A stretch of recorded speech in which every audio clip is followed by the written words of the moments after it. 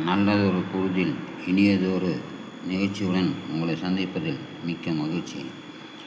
நாம் இந்த வளைவில் உள்ள போல் வாழ ஆசைப்பட்டாலும் இந்த சமூகம் மேலிருந்து கீழ் நோக்கி நம்மை நகர்த்தி ஏற்றி வாழுகிறது.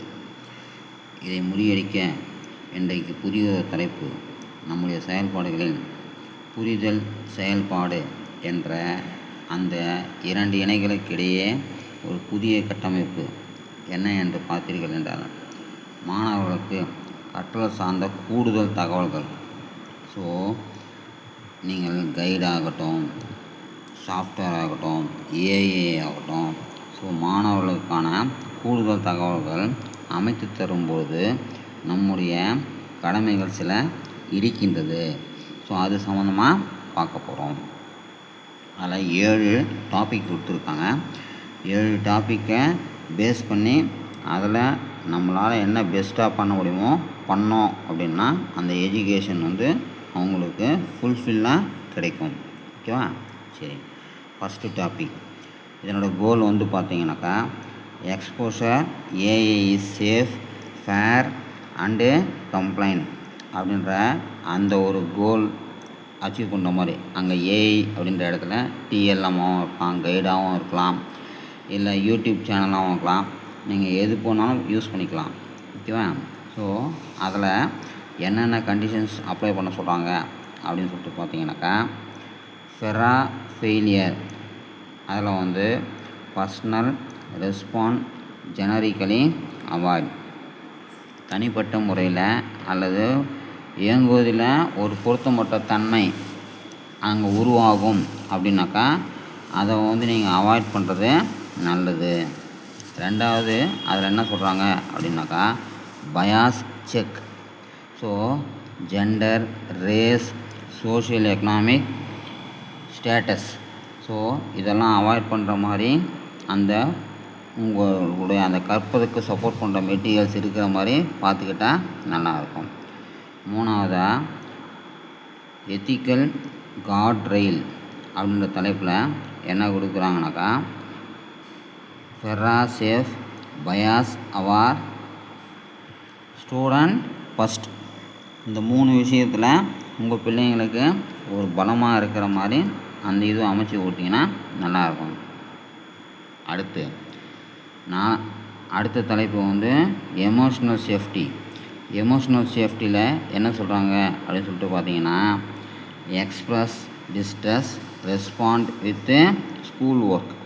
ஸோ இந்த மாதிரி உங்களுக்கான இதுவை அமைச்சு கொடுத்தீங்க அப்படின்னா நல்லாயிருக்கும்.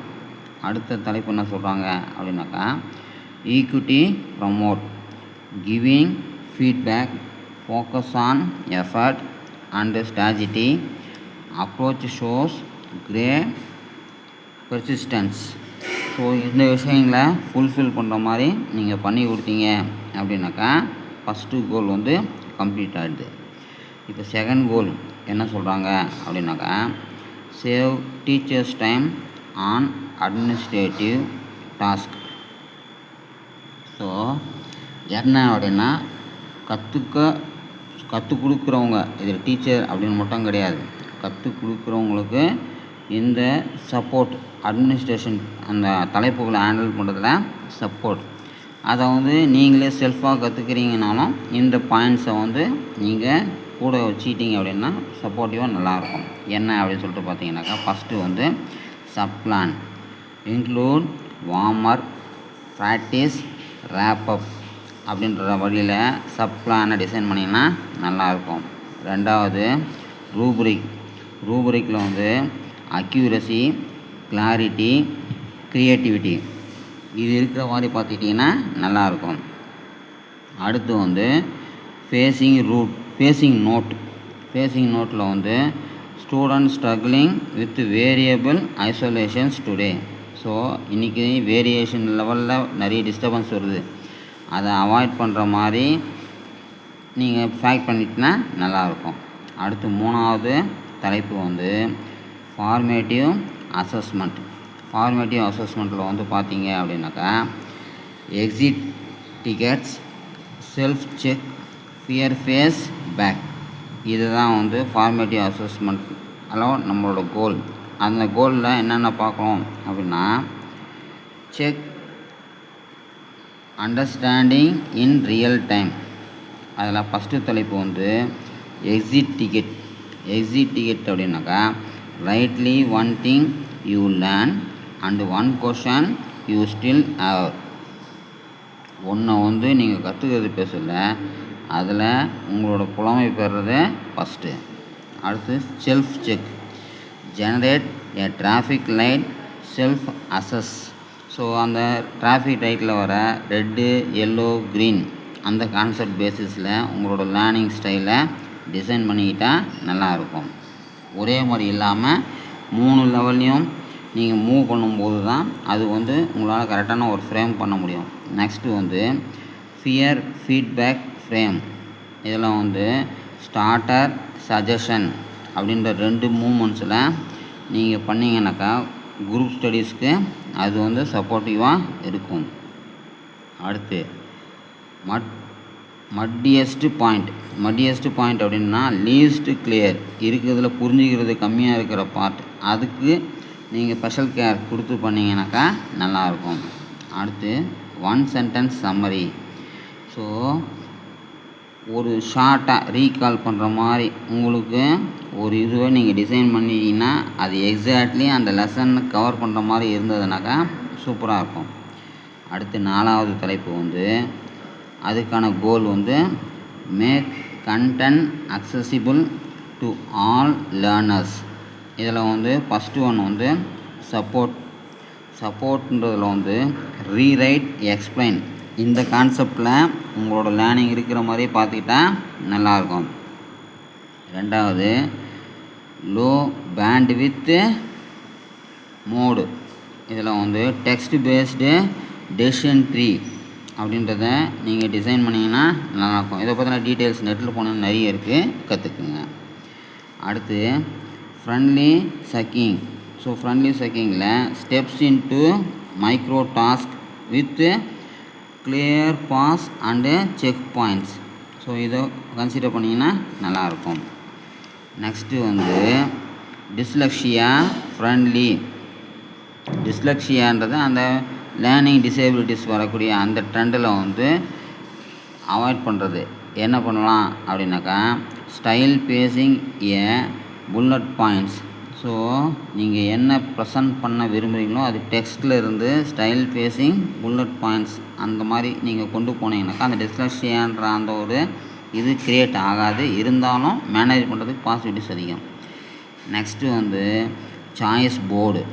சாய்ஸ் போர்டில் என்னென்ன ஆப்ஷன்ஸ் கொடுக்கலாம் அப்படின்னா, ஸோ உங்களோட கண்டென்ட்டை ட்ராயிங் வழியாவோ, ரைட்டிங் வழியாவோ, ரெக்கார்டு வழியாவோ உங்களோட சாய்ஸ் போர்டை நீங்கள் டிசைட் பண்ணலாம்.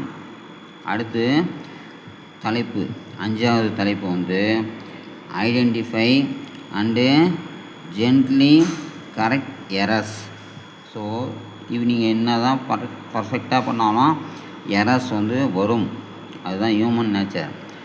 அதை எரர்ஸை உங்கள் கோலை டிஸ்டர்ப் பண்ணாத மாதிரி நீங்கள் கன்ஸ்ட்ரக்ட் பண்ணுறதுக்கு சில ஐடியாஸ் கொடுத்துருக்காங்க.